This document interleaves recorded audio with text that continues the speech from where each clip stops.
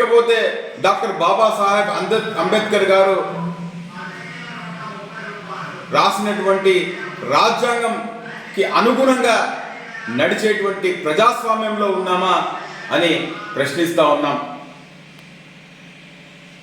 రాహుల్ గాంధీ గారిని అంత అమానుషంగా బలవంతంగా నిరసన ప్రాంగణం నుండి బలవంతంగా ఎత్తుకుపోవాల్సినటువంటి అవసరం ఏమొచ్చింది? నరేంద్ర మోదీ గారికి ఎప్పుడైతే భయం అవుతాదో అప్పుడు పోలీసు వాళ్ళని ముందరికి పెడతాడు. మీడియా వాళ్ళు అడిగే ప్రశ్నలకు జవాబు చెప్పడానికి ధైర్యం లేదు, మంచి పరిపాలన అందించే సామర్థ్యము లేదు.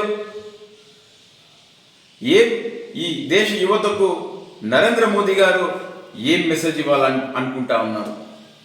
ఈ దేశంలో ఉండేటువంటి యువత మంచిగా చదివి ఉత్తీర్ణులు అయ్యి సైంటిస్టులు అవ్వాలనుకుంటున్నారా? డాక్టర్లు అవ్వాల్సిన అవసరం లేదా? ఇంజనీర్లు అవ్వాల్సిన అవసరం లేదా? కలెక్టర్లు అవ్వాల్సిన అవసరం లేదా?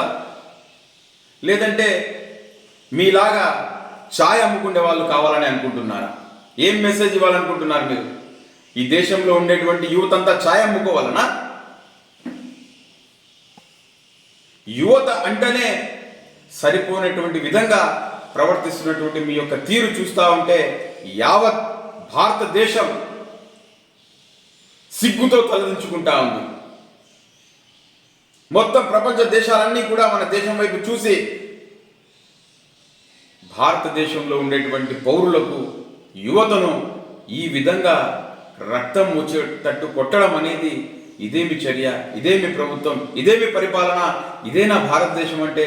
భారతదేశం అంటే కుల మతాలకు అతీతంగా భిన్నత్వంలో ఏకత్వంలో బతికేటువంటి ప్రజలు భారతదేశంలో ఉన్నారు. మరి ఆ దేశంలో ఈ విధమైనటువంటి సంఘటనలు జరగడం చాలా దురదృష్టకరం అని చెప్పి ప్రపంచ దేశాలన్నీ కూడా మాట్లాడుకుంటా ఉన్నాయి.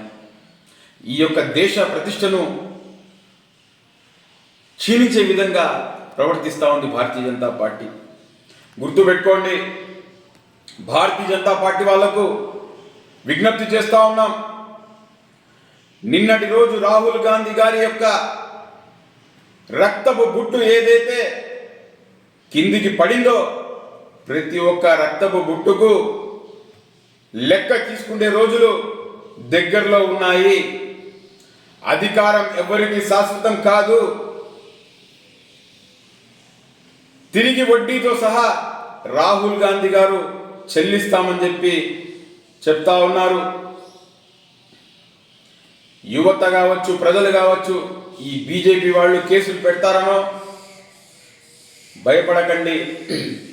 ఈరోజు మనం ప్రశ్నించకపోతే, ఈరోజు మనం వీధుల్లోకి రాకపోతే మరెప్పుడు ఇంకా రాలేము. భారతీయ జనతా పార్టీ ప్రభుత్వాన్ని ఇలాగే వదిలివేస్తే రాబోయే రోజుల్లో ఎన్నికలు కూడా ఉండవు. ఈ దేశంలో నియంత పరిపాలన జరుగుతుంది. మనం ఏం తినాలో, ఏం వేసు